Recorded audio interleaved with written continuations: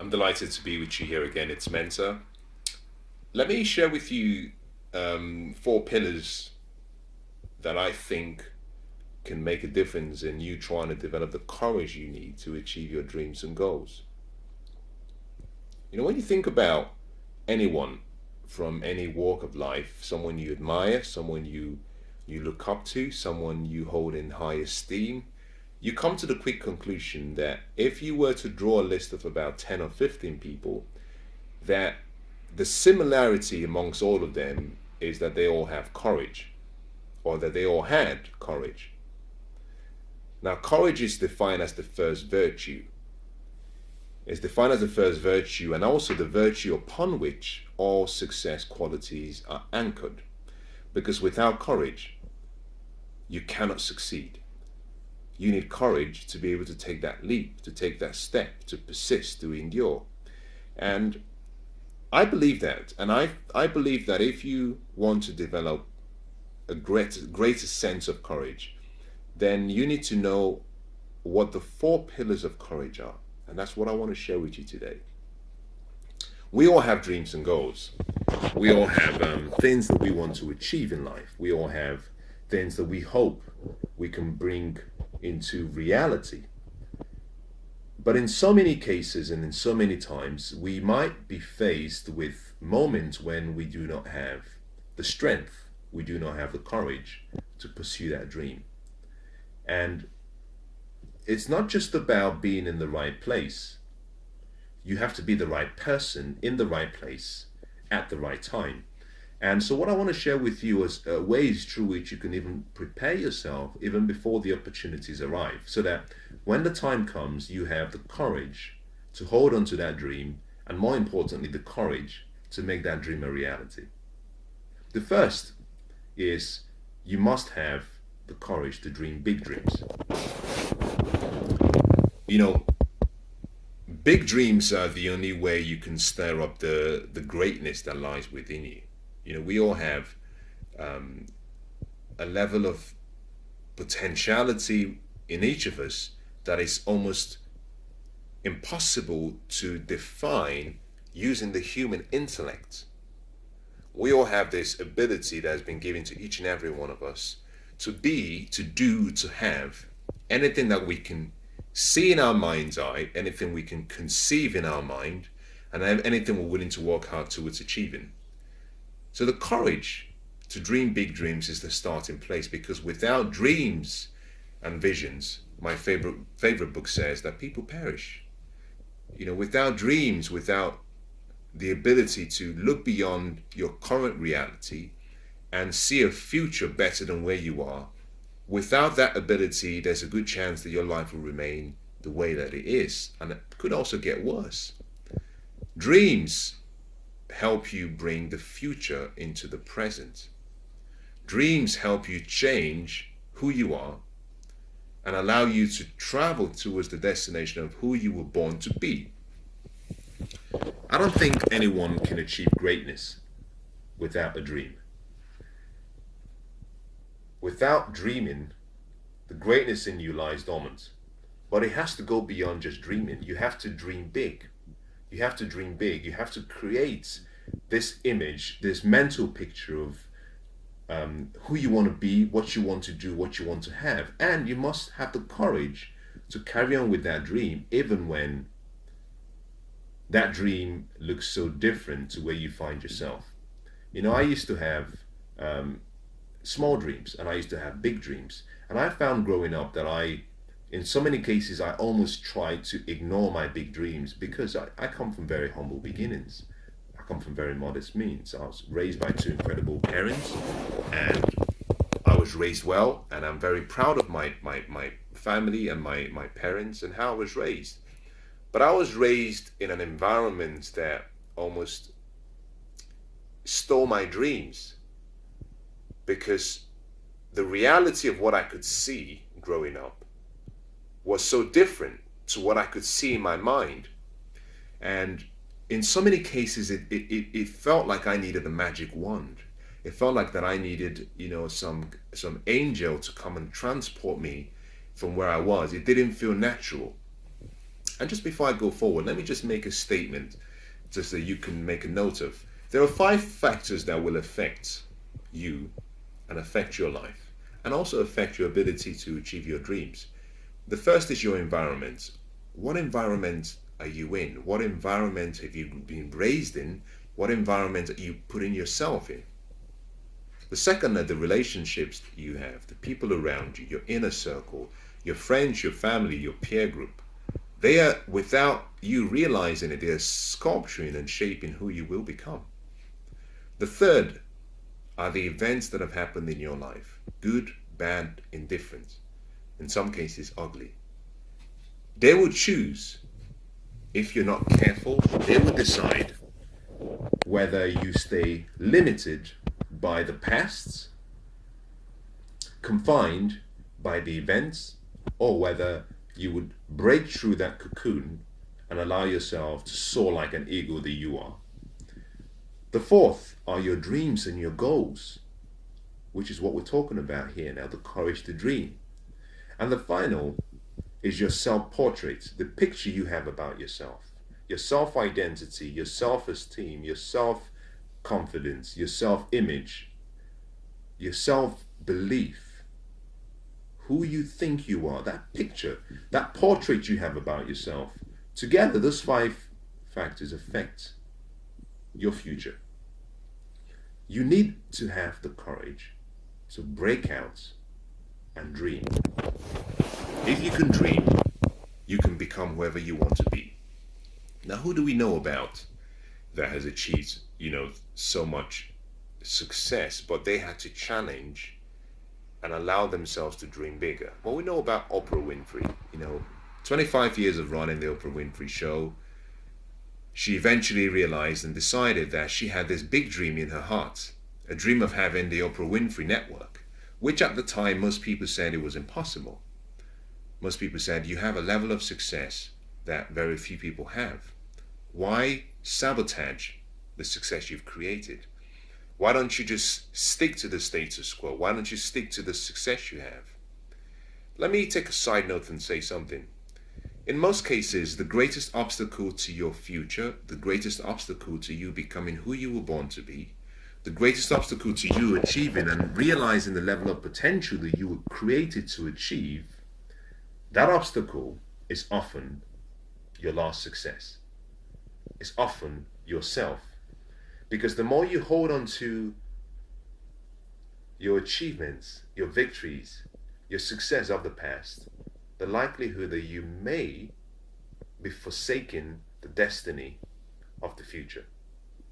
Oprah Winfrey had to let go of the past. She had to sacrifice her success. She had to take a leap. She had to defy all odds and she had to take a leap. And she did that without having all the answers. She didn't have everything in check. And this is what I want to say to you. The time is never going to be just right. You're going to have to take what you have, use what you have, and make the best out of it.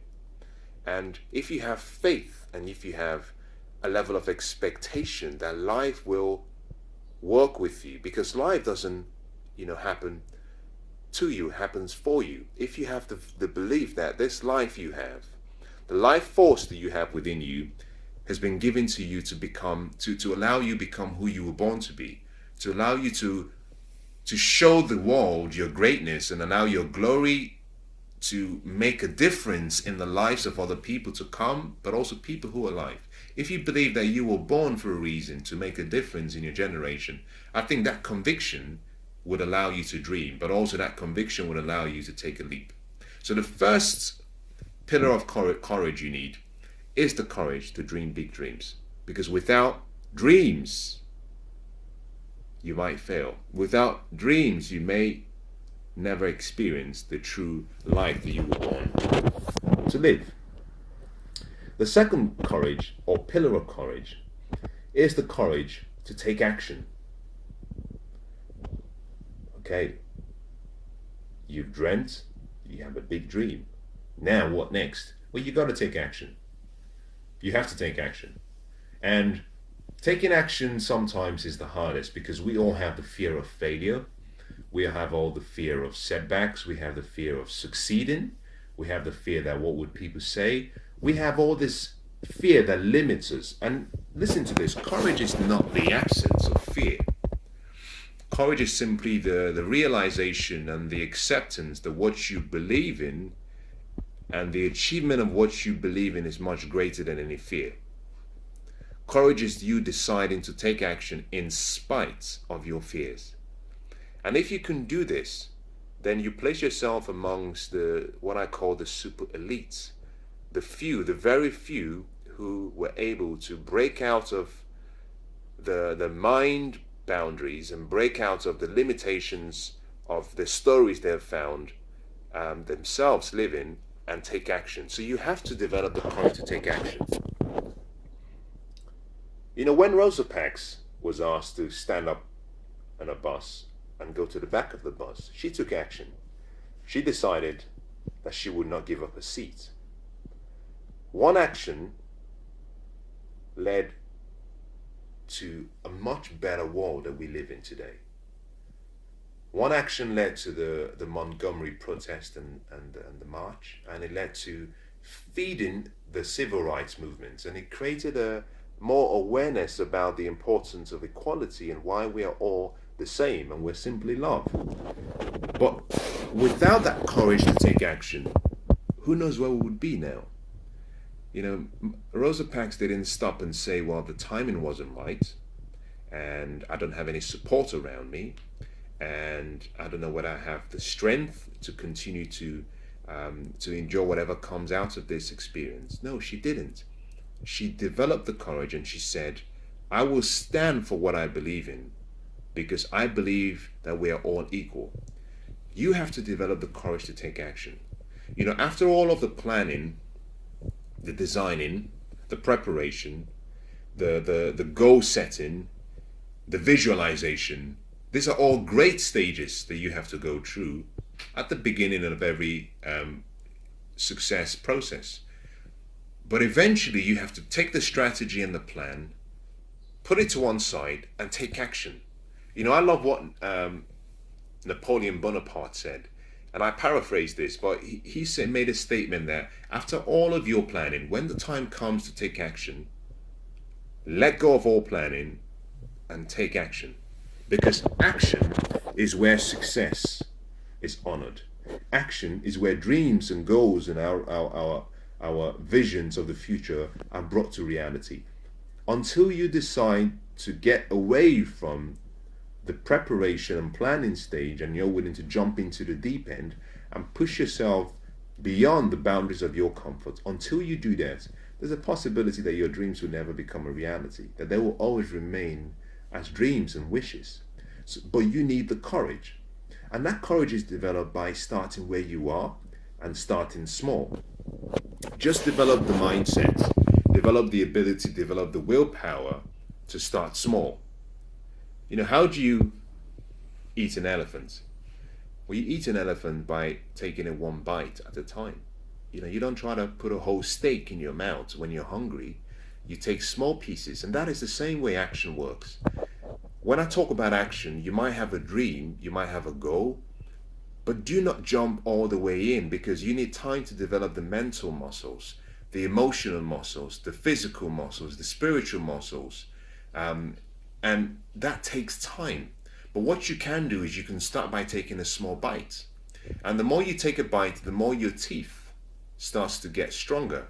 The more you start to taste the flavor of the actual meal, that excites you, that gives you so much more inspiration, and then you can take another step. You know, a baby starts to walk simply by taking a step.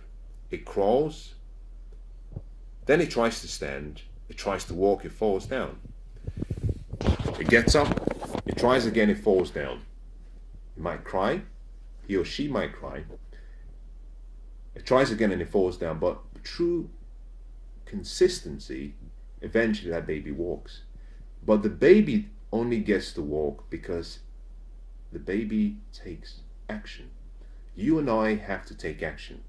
Start small, dream big, start now, and begin from a small place.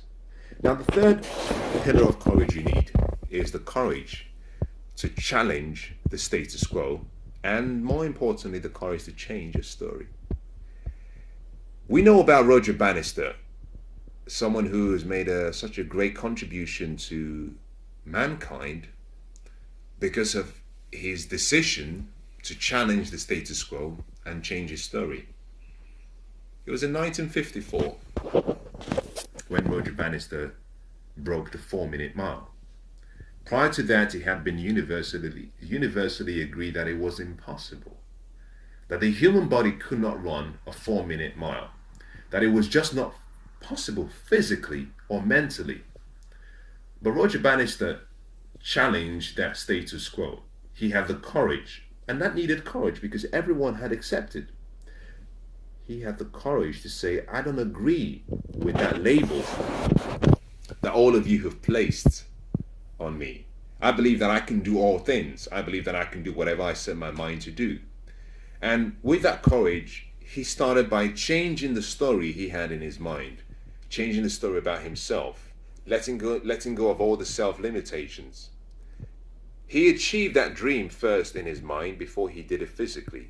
Now, it wasn't something that he just did without training. He had to train himself, yes. He had to train his mind, yes. But he needed the courage first to challenge the status quo. In so many cases and in so many areas of your life, you will have to challenge the status quo. You will have to challenge those self-doubts, those self-limiting beliefs. You will have to challenge the opinions that other people have about who you are and what you can do. The opinions that say you don't have what it takes, you're going to have to challenge it.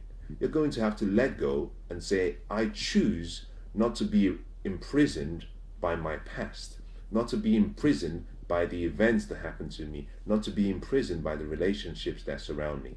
I choose to hold on to the vision I have about myself, the future that I see in my dreams, and I will walk towards that future, whether I do it alone and whether I succeed or fail. You have to challenge the status quo. But challenging the status quo is not just the only thing you have to do. You have to change your story. To succeed in any area of life, one of the things you need is a strategy. You need a strategy.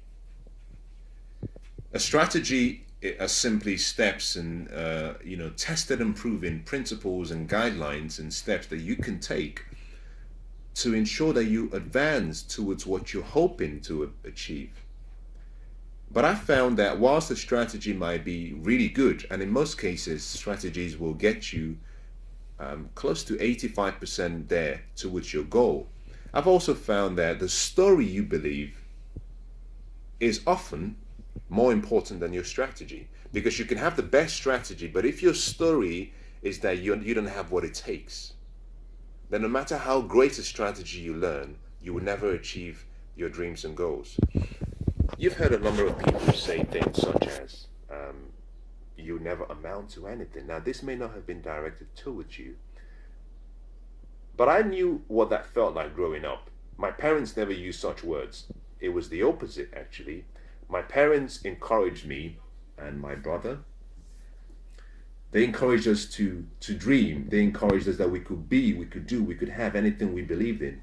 My father made it very clear. He said, if you're willing to work hard, if you're willing to be honest, if you're willing to be faithful, if you're willing to hold on to your integrity, if you're willing to treat people the way you would want to be treated, he said, if you combine that with sacrifice, that your dreams can become a reality. And my mother emphasized this something very similar. But the environment that we were raised in, the environment I grew up in, the peer group I exposed myself to, also planted seeds of doubt. And your mind is like a garden, Interestingly, you have to plant the seeds that you want, the flowers you want to grow, the plants you want to grow. But the weeds, like any garden, are planted automatically. It's not something that you invite. They will come. And those will come from what you see, what you hear, the relationships you have. So I grew up having some self-limiting beliefs, which I had developed from my associations. And I had to change those stories that were telling me, well, you can't do it. You know, everyone has tried and failed. What makes you so special? What makes you so unique? And I kept using the stories that my father and my mother had given me to wash my mind and renew my mind and displace all of the negative doubts and beliefs that I had acquired or I had been attracted to during my journey and through my upbringing and through my journey through life and who I was becoming. And this is the point I'm trying to make. You need to develop the courage to change your story. Until you're willing to change that story, there's a good chance that whatever strategy you have, whatever dreams you have, it may never become a reality, because at the core, at the foundation, you might have a self-limiting belief about yourself, and that on its own could sabotage the whole process of you becoming who you were born to be. To change your story, you simply need to give yourself permission. Understand something, that this is your life, and your life doesn't exist without your participation. And you are the producer, the script writer, the artist, the actor, the actress in your life. So you can decide at any time, you can say, I do not wish to live like this anymore. You can say, I do not wish to continue to live the way I've lived. You can choose the next 10 years of your life will be different from the last 10. It all requires a choice, a decision. Why? Because you have the power to change that story and choose a more empowering story. So the third courage you need to develop is the courage first to challenge the status quo and change your story.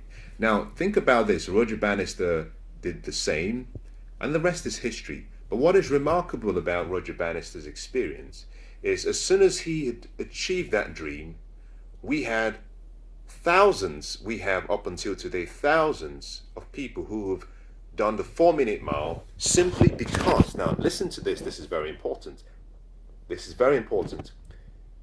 We have thousands of people who have been able to achieve that dream of breaking the 4-minute mile because someone came and demonstrated that it was possible. To achieve your dreams and goals is important. You look for and you identify people who have achieved what you're trying to achieve, because they give us a level of inspiration that tells us that it's possible. You know, heroes are great because they make things look easy. Our heroes achieve what we might consider to be impossible. And the more we study their life, the more we come to the realization that they have no more great skills or talents than we do, that they simply put theirs to good use. And that gives us a level of inspiration that if they could do it, knowing their history and knowing who they were, we get this feeling that if they could achieve it, then we too can achieve it. You have to challenge the status quo and change your story. And to do that, you need courage. Now let me conclude with the final fourth pillar of courage. And this part is quite interesting in that I believe this defines whether you have long-term success, whether your dreams and goals are really fulfilled, whether you bring your ideals, your ideas, your visions, you bring it to reality. This is the courage to persist and the courage to endure. They go together. Success has a price. The price comes with a promise. It's a package deal. The promise says you get us, you get me, if you pay the price. Pay the price, you get the promise. But interestingly, the price has to be paid in full, and the price has to be paid in advance. And so, we all have a duty that any goal or dream we have to start by making ourselves understand that we will need courage to endure the race. Life is not a 100-meter sprint race. I see life more like a marathon race. To run a marathon, you need a different training regime. You need a different even physique to be a long distance runner than a short distance runner. You need to develop your muscles so that they can endure the pain, they can endure the extra exposure that is necessary to win a marathon race. And that is the same thing that we all need. You need the courage to persist. Now, persistence is one of the most important qualities for success. Persistence is one of the most important qualities to achieve any dream and goal. Relationally, the best relationships, intimacy or business relationships, are relationships that, where you endure. Because there will be times when you go through phases, difficult phases, but also good times. And your ability to endure and persist really shows how much sacrifice you're willing to make for that relationship. Your willingness to adapt, your willingness to show sensitivity towards the other person. It all comes down to your ability to discipline yourself to endure the season, because life operates in seasons. And when you're going through the winter season, one of the things you have to do is tell yourself that summer comes very soon, and spring is going to come soon, and autumn will come. Knowing that life operates in seasons helps you endure and helps you persist, because that joy comes in the morning. Pain and sorrow may come on Friday, but in your heart that joy comes on Sunday. That in the morning, that there will be a new light, there will be a new day, there will be a new dawn. So developing the courage to persist is very important. Thomas Edison demonstrated his courage to persist, after trying for more than 1,000 times to develop the light bulb and make it commercially viable, and failing. He was asked by someone, when are you going to give up? When would you recognize that you failed? And I thought his response was just so unique. He said, I haven't failed. I've just discovered 1,000 ways in which it will not work. And I simply need one way to make it work. And that, my friend, is what it really takes to have persistence. And he succeeded. We celebrate him today because of the level of persistence he had. If you were to walk down the high streets, I don't know where you might be, but in most countries, in most high streets, you will come across a KFC restaurant. Now, KFC was founded by someone by the name of Colonel Sanders. At the age of 65, he decided that he was going to kick into what I call second gear. He'd gotten to the stage and age of retirement. But unlike most people, he decided I'm going to do something different. I have a dream. And I think I have the courage to achieve this dream. So he took to the roads, traveling all the way across the whole of the United States, trying to sell his recipe and his dream to other people, to get people to buy into this dream. And for every time he presented his dream to someone, he was rejected. It took him 1,009 times and 1,009 rejections before he finally got his first yes. Now, how many of us would have given up after the first 10, after the first 20, after the first 30? Success always rewards those who persist. Success will always reward those who show tenacity, determination, and perseverance. If you're willing to hold on to that dream, and you have the courage to stick to what you believe in and that conviction you have, you can achieve any dream or goal. So as I summarize what we've talked about today, you need four pillars of courage. Number one is the courage to dream big dreams. Number two is the courage to take action. Number three is the courage to challenge the status quo and change your story. And number four is the courage to persist and endure. If you can develop these core levels of courage, you can achieve anything you want, any dream, any goal you want in your life. And I want to wish you the best.